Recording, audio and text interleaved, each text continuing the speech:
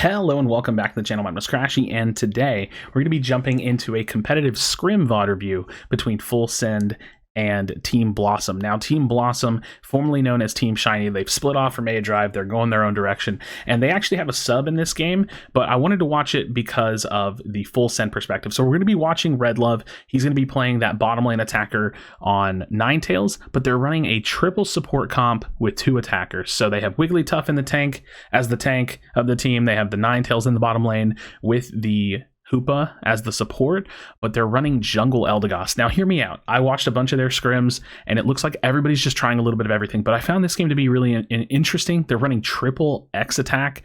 They're just really changing things up, trying things up, and I really, really respect it. And they're also playing against a really good team, a really good stack. Now, like I said, Team Blossom, or formerly known as Team Shiny, they don't have their full group in this game, but this one was really interesting to watch how the kind of back and forth of the game goes, and I wanted to kind of watch it with y'all. So let's go ahead and jump into it. Like I said, we're going to be watching the Redluv perspective. Sorry, I'm covering him up a little bit. Wait for it. Hold on. Rocking the daddy hat as always. Much love to our boy Redluv. They're going to be going in that bottom lane, that tri lane. So again, something we're probably going to see a lot of going into the future, going into the March finals, is double or triple support. It is really strong. I think that Ninetales is really strong, definitely has some potential to be played, and it's going to be really interesting to see. Now, someone might ask, well, if you're going to run a comp like this, why wouldn't you put Duraludon or like Ninetales in the jungle? And it's, well, because, you don't really have anywhere to put the Eldegoss if you want to run all of that. So unless they just want to really like hyper scale the Ninetales, I think it just makes the most sense to just throw the Eldegoss in, or it's just something they're trying, right? He's also going to be going Cotton Spore, so it's very much so not your traditional full support Eldegoss. It's probably got some choice specs and a muscle band, something to bring some extra damage to the table. But the bottom lane going pretty good so far.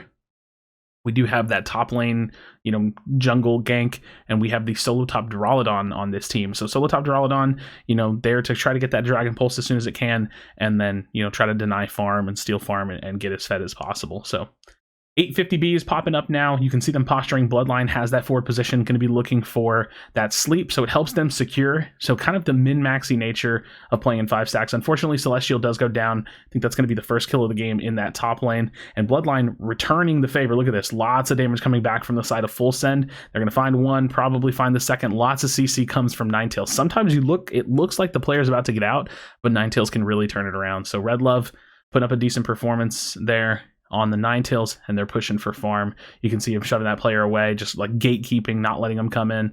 And Ninetales is such a good laner, such a good laner. They tried to get that one. I'm not sure if they did. It looks like the enemy team was able to get that one, but they're going to pull their own on Dino into the bush here.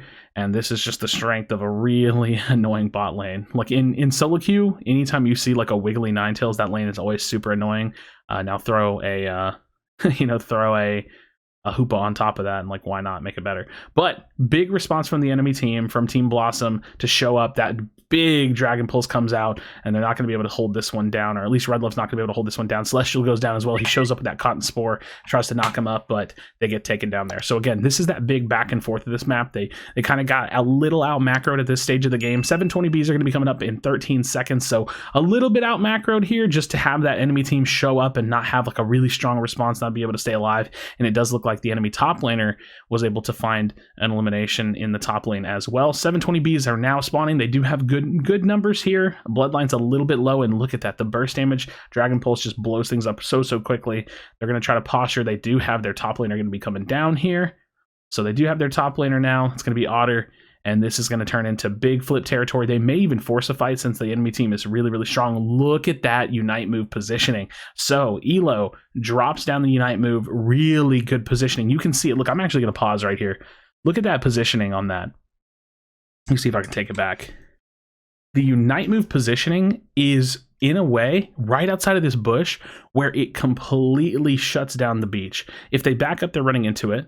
If they stay here, they're pushing into the enemy team, because you have Faz and Elo here, and then you have the enemy teammates are going to be able to kind of either completely focus up and push in towards this bush, and it just really forced their positioning. So not having control of this forward bush, or like your own side bush, really rough position to be in whenever they're going to have this kind of a play set up on them. So really nice setup from Team Blossom there.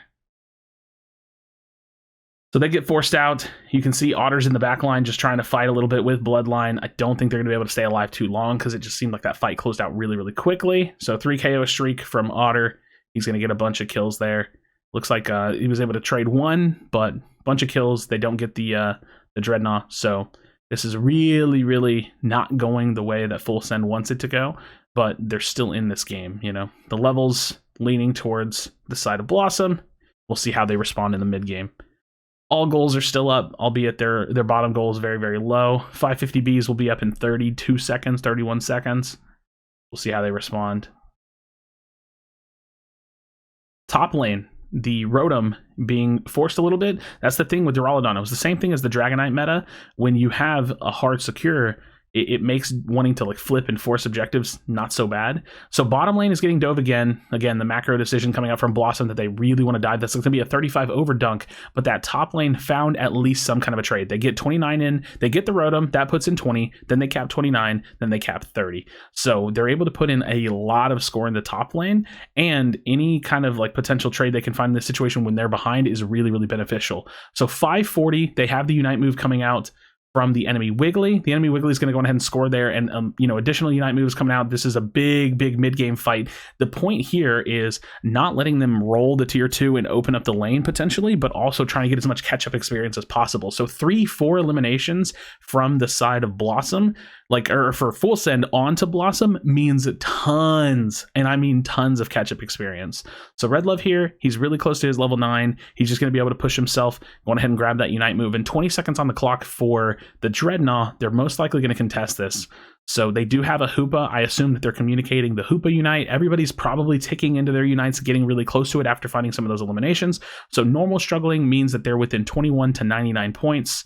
So they just have to find a little bit more turn in, potentially have to find a little bit more farm, a way to get into that bottom fight. It looks like the Hoopa might be falling down, so they may be getting shoved off to this. They might have to just trade out the top lane again, and it looks like that might be what they're doing. So you see Elo showing up, Otter is going to be up here as well, but they do get that Hoopa Unite, so they're going to go ahead and jump in. Redluv takes it and insta unites pretty quickly, and now they're able to turn this around. So that's kind of the macro decision making, the strength of Hoopa, to know that even though you have that objective coming up, you can actually send some teammates top lane, look for backdoor turn-ins, look for additional farm, and then they can push this forward. So big Unite's coming out, again, 4 more kills, and they're going to get a bottom lane turn-in, and they were able to bring their teammates down. So they have completely turned this game now. If anything, it's a very, very close game. I'm not sure if they're getting that bottom lane turn-in. It looks like they are, so 7 and then 50, probably. Yeah, 7 and 50. So now at this point, I think it's safe to say, we'll see in a minute, but Full Send should be in the lead points-wise, and we'll have to see how they decide to respond to this. There's lots of farm on the map. Pro teams, competitive teams will always push for farm. I keep calling them, you know what I just realized? Really big mistake on my part. I am so sorry. I keep calling them Full Send, but they were signed by Rebel. My apologies. My apologies. Wow, I can't believe I just now realized that. I knew that too. My apologies, friends. Big respect to all of these players and all their accomplishments. So Rebel, I'll have to make sure to fix that. I don't know what the heck is in my mind, but they're responding to this top lane. You can see them starting to flip a little bit. All the players are still alive. The Hoopa's pretty low, but it does look like this support scaling is just crazy. And that's kind of the big thing that I wanted to note out about this. This team, Rebel, has a comp that they wanted in mind, right? Like they wanted to bring the huge supporting nature. They want to be able to pocket the Ninetales, have a strong Wiggly, and have a Duraludon. And trying to kill anything when you're playing against this much support is like, it's actually hard. So they get the last Rotom, and now they're able to kind of push themselves with a bit of an advantage. So they use the Eldegoss Unite move. They might have to farm for that. Redluv is just farming a little bit, and we'll see how they posture, because there is going to be a top lane goal up, so they might try to hold that. They have a Hoopa Unite, so they might just dance this Dreadnought, would be my expectation, because they're either going to turn this Dreadnought into the Zapdos fight, where they kind of dance it a little bit and then maybe pull in the Hoopa Unite, or they're going to go ahead and let them have it. Either one, honestly, at this point in the game is acceptable. You never really want to give away a free Dreadnought, but at the same time, it's not the end of the world. So with Faz stepping up like that, I assume that this is going to be a situation where they let them have it. The turn-ins are trading in top side, so that's totally acceptable. And now it's time to position for the Zapdos. So look, given the map positioning, I'm gonna go ahead and pause really quickly.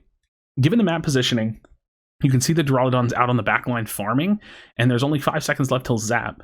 So that's a little dangerous, but they do have the Hoopa Unite, so they can always pull him in. You have to assume that he's pushing for a Unite move. So most likely he's communicating, pushing for that Unite move, trying to get that. And I would expect, based on just the way that it is, Eldegoss will probably tick into their Unite move here soon. Or they may not have it, because they did use it a little bit late, like at like the 3:20 mark or something like that. So we'll see how this fight develops. Redluv, big on the back line. Looks like the initiation's going on with the Cotton Spore. The X attacks are probably going down. Redluv really kind of taking his time. Big Unite move coming out from Otter. They're pretty like zoning off the whole front side of the fight. We really don't even see much of this fight, as they took down 3 members really, really quickly. So all that front side, they even burst it really quickly. Wow, that fight just ended in a blink of an eye. So probably someone getting caught out a little bit close to the choke. You can see Redluv pushing forward for the turn-in and the enemy team surrender. So really just interesting to watch. The reason why I wanted to watch the scrim, because I've already seen like this whole VOD and watched all the scrims of this, is I just want to see the evolution of these teams. They're trying Decidueye, they're trying Jungle Eldegoss, they're trying Jungle Venusaur. I've seen teams playing Talonflame, Ninetales. It's just a lot going on. So you know, we're getting really, really close to March finals, seeing these teams continue to develop and to push the envelope whenever it comes to testing things out. So friends, thank you so much for watching this VOD review of Team Rebel, and I definitely do appreciate it. Drop a like on the video, subscribe to the channel if you haven't already. As always, be sure to be kind to one another, tell somebody you love them, and I'll see you on the next video.